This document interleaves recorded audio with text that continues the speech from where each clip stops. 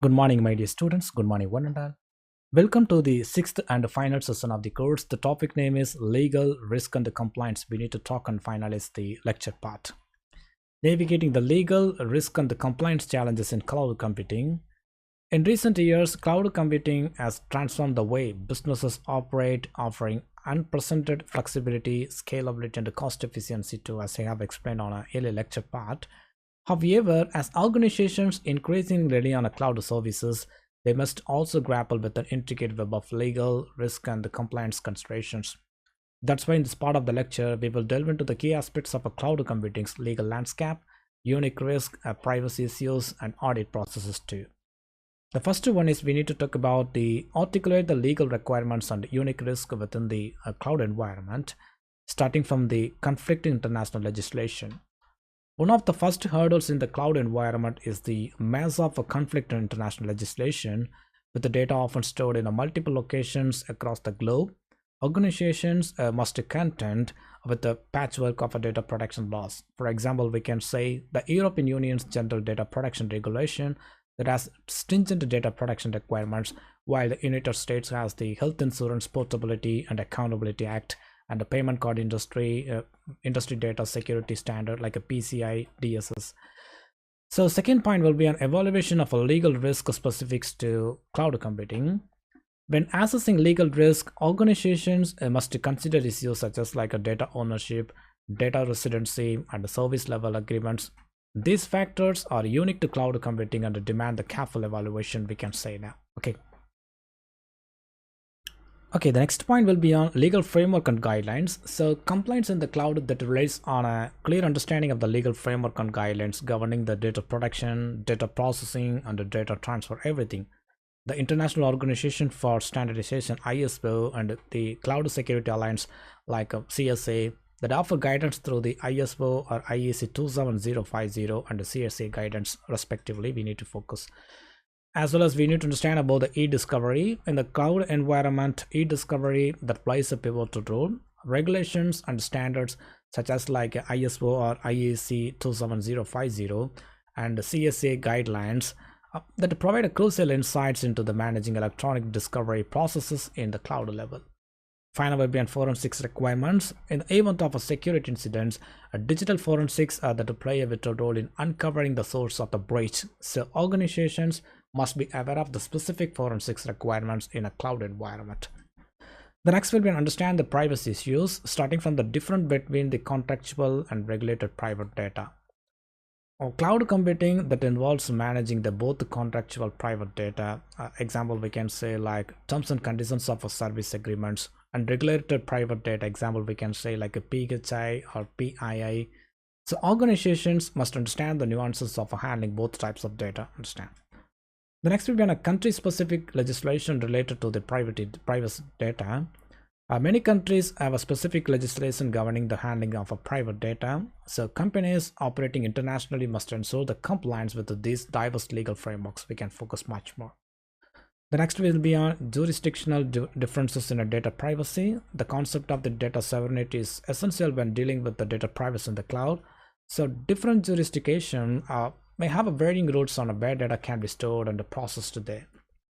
According to the standard privacy requirements, we know like adherence to internationally recognized standards such as like ISO or IEC 27018, generally accepted privacy principles like GAPP and GDPR. That is very essential for ensuring a data privacy in the cloud mode. Final will be on a PIA, that is a privacy impact assessments. So conducting PIA is best practice to identify and mitigate the privacy risk that associated with the cloud services. These assessments help organizations identify and address the privacy concerns proactively. The next part will be on understand the audit process. What are the methodologies and requirement that adaptation for a cloud environment we have to talk now. Starting from the internal and external audit controls.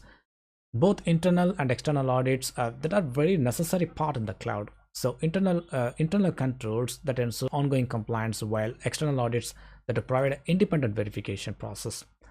Second will be an impact of our audit requirements.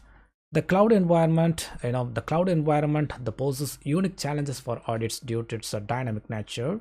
So auditors must adapt to these challenges to provide accurate assessments. The next will be on types of audit reports. The familiarize yourself with audit reports types such as like SSAE, SOC, and ISAE, as they serve as a critical and crucial documents in providing compliance to regulators and clients. The next will be on restrictions of audit scope statements. Audit scope statements that outline what an audit covers. Understanding this restriction is vital for organizations to ensure they are meeting their compliance requirements too. According to the gap analysis involving a control analysis on baselines that helps identify the areas where an organization may fall short of a compliance requirements.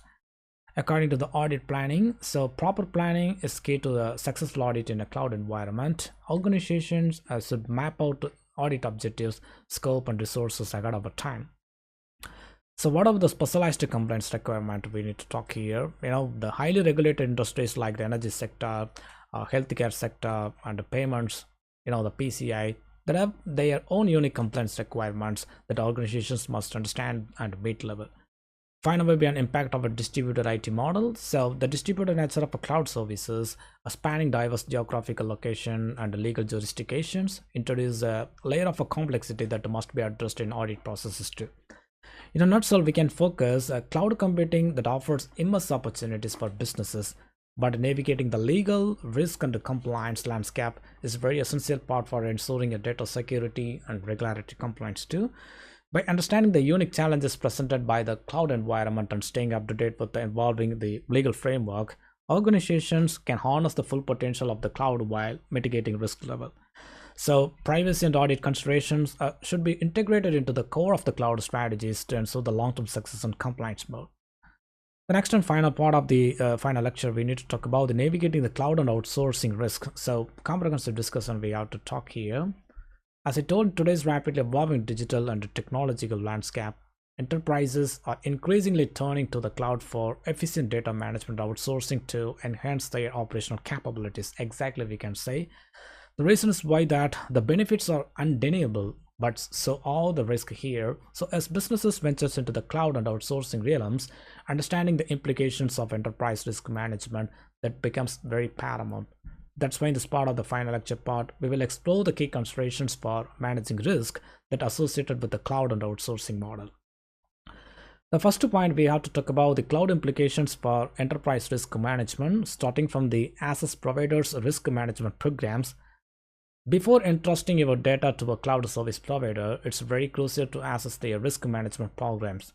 This evaluation should encompass their controls, methodologies, policies, risk profile, and risk appetite. By doing so, ensure that the provider aligns with your risk tolerance and standards too.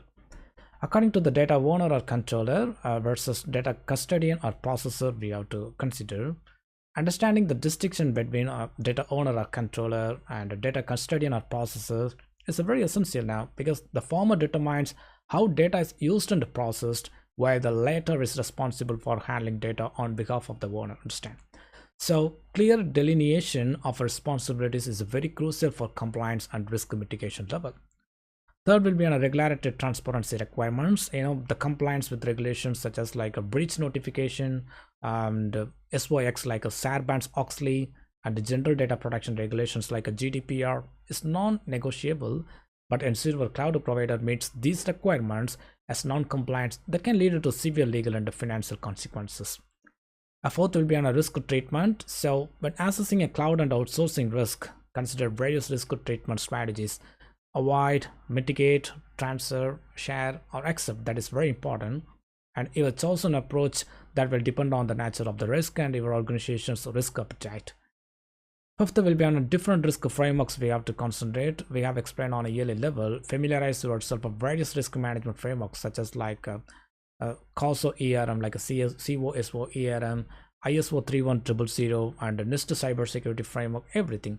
And these frameworks provide a valuable guidance for the identifying, assessing, and managing risk in the cloud and outsourcing context. Sixth point will be on metrics for risk management. Establishing key risk indicators like a KRIs and the key performance indicators like a KPIs is a very fundamental to monitoring and measuring risk. Actually, these metrics that enable you to track the effectiveness of your risk management strategies process. Final will be an assessment of risk environment. We need to conduct a comprehensive assessment of your risk assessment, considering service, vendor, infrastructure, and business related risk. And each of these domains may present unique challenges that need to be addressed here. So, what are the outsourcing and the cloud contract design we have to talk and finalize? Starting from the business requirements, it's a very important strategy. Crafting a robust contract is a very crucial step in risk management. The service level agreements, SLA, master service agreements, MSA, and the statements of a work, SOW, that should clearly define the roles, responsibilities, and expectations of both parties. So business requirement part, that is a very important role. Second will be on a vendor management, accessible cloud service providers, vendor management practices. So evaluate your vendor assessments, potential lock-in risk, and their long-term viability. So escrow arrangements that can provide added security by safeguarding your data and applications level. Third will be on a contract management. Contract management include provisions in your contract that grant you the right to audit the provider's operations. So establish the clear metrics, definitions, and procedures for termination, and address compliance, assurance, and access to data. Everything is to consider the role of a cyber risk insurance in mitigating the potential losses too. Final will be on a supply chain management. When dealing with outsourcing, especially at a global scale, adhering to the International Organization for Standardization, International Electrotechnical Commission, as I have explained on a yearly level, like ISO or IEC 27036 standards, that can streamlining your supply chain risk management process. This standard offers guidelines for the information security and supplier relationships process. In a conclusion, we have to focus as businesses increasingly rely on cloud services and outsourcing arrangements. It's very imperative to integrate a robust risk management strategy, understanding the implication of these practices, evaluating providers, and designing comprehensive contracts that are very vital steps in safeguarding your organization from potential risk process. By navigating these complexities, enterprises can leverage the power of the cloud and outsourcing while maintaining the highest standards of security and compliance. Okay, my dear students, I hope you have enjoyed the sixth and final session of the topic of legal risk and compliance. Thank you once again, and thank you all, my dear students.